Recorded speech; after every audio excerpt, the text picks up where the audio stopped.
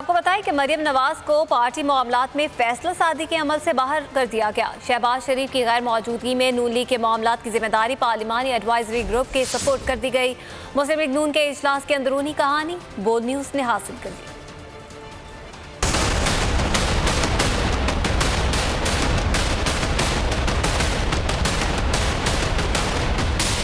मरियम नवाज मुस्लिम league नून में फैसला साजी के अमल से बाहर।